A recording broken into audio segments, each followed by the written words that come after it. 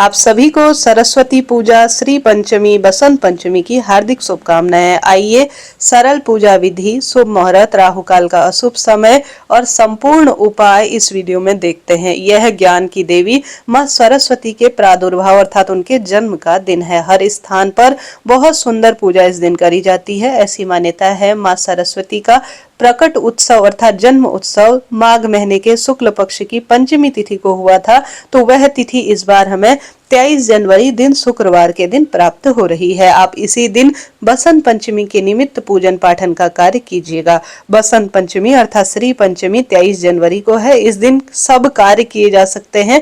अबूझ मुहूर्त है ये। इस दिन राहु काल का शुभ समय 11:17 से 12:38 के आसपास हो रहा है। राहु काल को छोड़कर पूरा दिन किसी नए कार्य की शुरुआत आप सकते हैं। सुंदर रूप से जय मां सरस्वती, ओम श्री गणेशाय नमः कहते हुए एक स्थान पर जहां पर भी आपको साफ स्वच्छ कर लेना है, एक चौकी विराजमान कर लीजिए। संभव हो तो उस स्थान पर हल्दी और कुमकुम का स्वास्तिक बनाएं, पीले वस्त्र धारण करें और सुंदर रूप से संभव हो तो एक कलश स्थापित करें। बहुत सुंदर श्रेष्ठ इसका परिणाम मिलता है। इसकी सरल विधि है। आप सभी के पास घर पर मिट्टी, तांबा, कांसा जैसा भी कलश हो, कलश को ले लीजिए, मुख पर मौली बांध लीजिए, गंगा जल मिश्रित जल कलश में भर लीजिए। कलश के अंदर 1 चुटकी हल्दी, 1 रुपए का सिक्का, दुर्वा घास, पुष्प और अक्षत, पीले चावल की महत्वता है।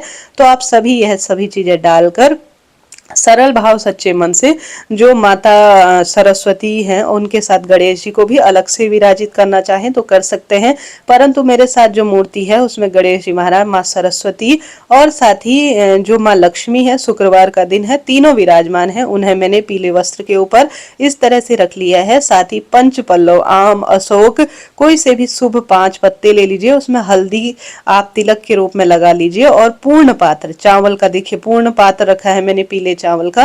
माता के दाहिनी तरफ थोड़ा चावल का आसन देकर, चाहे तो अष्टदल कमल बना सकते हैं, परंतु मैंने चावल का आसन देकर कलश को विराजमान कर लिया है। कलश के ऊपर एक नारियल रखा है। नारियल पर मैंने पीला वस्त्र लपेटा हुआ है और साथ ही मौली से ऊपर से उसे बांधा है और नारियल का मुख आप देख पा रहे होंगे आपकी तरफ होना चाहिए। इस तरह से आपको यह नारियल कलश स्थापन के रूप में प्रयोग में लेना है। कलश स्थापन नहीं करना चाहते हैं तो इस पार्ट को स्किप कर दीजिएगा। इससे पहले भी चैनल पर कलश स्थापन बिना कैसे पूजा की जाती है इसका वीडियो आ चुका है। अब आपके घर जो भी वाद्य यंत्र है जैसे कि ढोलक, हारमोनियम और शंख मां सरस्वती, मां लक्ष्मी का स्वरूप माना जाता है, पूजा में सम्मिलित करें।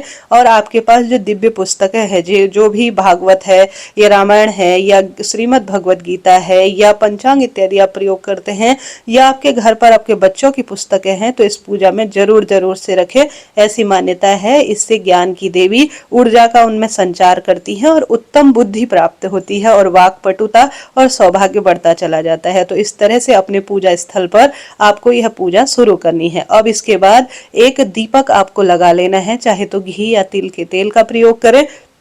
दीपक के नीचे थोड़ा चावल का आसन दें, क्योंकि दीप देवता हमारी पूजा पाठ के साक्षी होते हैं।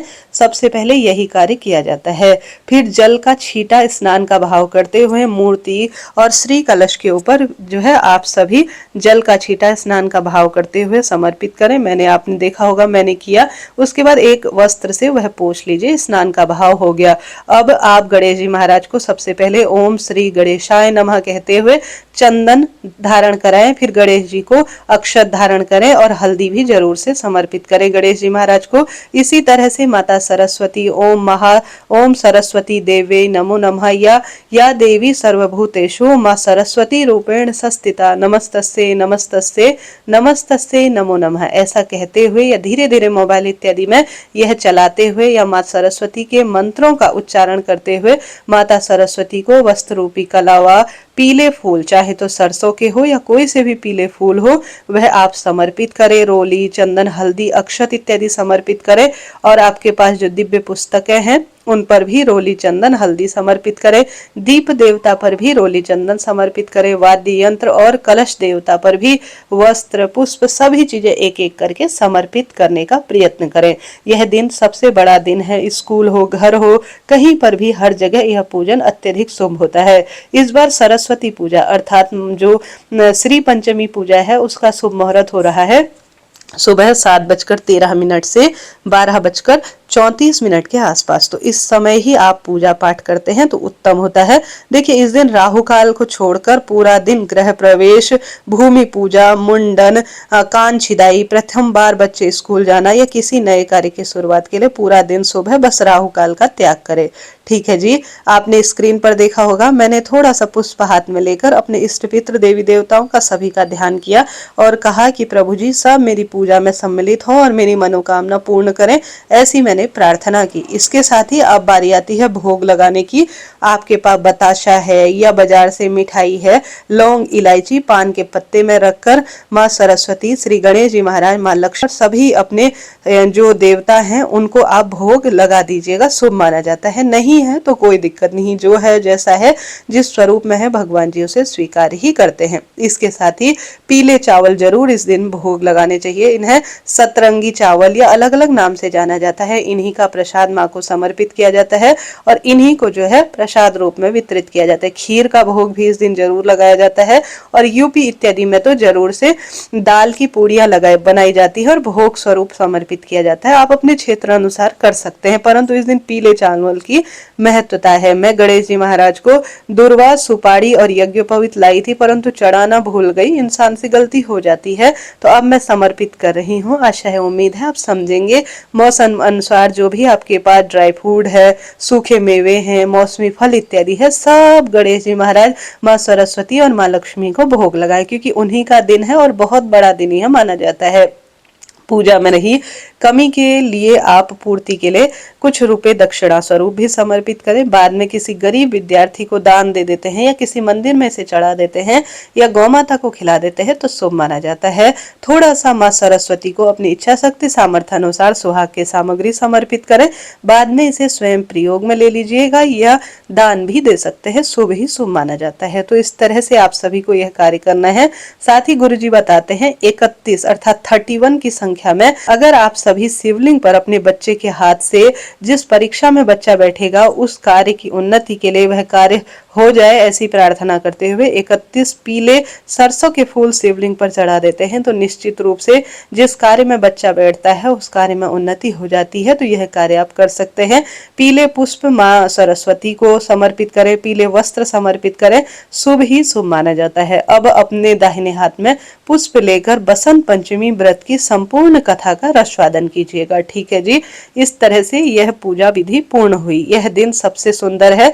इस दिन अभिजीत मुहूर्त अर्थात हर कार्य की जीत का समय 12:16 से 1 बजे के आसपास हो रहा है। इस समय भी किसी नए कार्य की शुरुआत की जाए या कोई शुभ काम किया जाए तो लाभ अनंत गुना होता है। अब हम सभी एक दूसरा दीपक लेंगे, चाहे तो कपूर का या सामान्य दीपक लेंगे दूसरा दीपक, उससे सरस्वती माता और माँ लक्ष्मी की परिवार के साथ आरती कर लेंगे। इस पूजा में अपने बच्चों को जरूर सम्मिलित करें, क्योंकि माँ सरस्वती ज्ञान की देवी है और बच्चों का इससे प्रखर बुद्धि होती है और नवग्रहों की दशा सुधरती है। तो इस तरह से आरती कर लीजिएगा। आरती माता रानी को और सभी देवी देवताओं को दिखाएं। उसके बाद एक जल का लोटा या आपके आचमन है तो उसमें से जल लेकर 3 बार, इसे अग्नि शीतलीकरण कहा जाता है, इस तरह से घुमाकर धरती पर छोड़ दीजिएगा। भूल चूक के लिए क्षमा प्रार्थी हो जाइएगा और इस तरह आपकी पूजा पूर्ण हुई।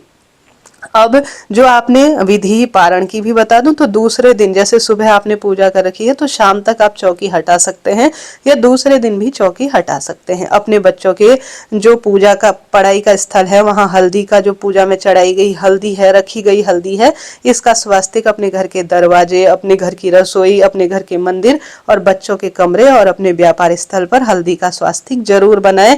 इसके साथ ही गुरु जी बताते हैं कि बैजंती माला जो कि भगवान श्री कृष्ण को बहुत प्रिय है, बैजंती माला का दान कर देते हैं तो शुभ होता है। यहाँ पर आप इस दिन मोरपंख रखते हैं पूजा में माँ सरस्वती के निमित्त और बाद में इसे अपने बच्चों के पुस्तक इत्यादि पर रख देते हैं या कि जहाँ पर पढ़ाई करते हैं वहां या व्यापार स्थल पर रख देते हैं तो माँ सरस्वती की इससे असीम कृपा होती है। तो यह कार्य कीजिएगा। इससे पहले चैनल पर वीडियो आ चुका है, उसमें बहुत सारे उपाय मैंने बताए हैं, उस वीडियो को जरूर देखें। अभी के लिए इतना ही। हरे कृष्ण।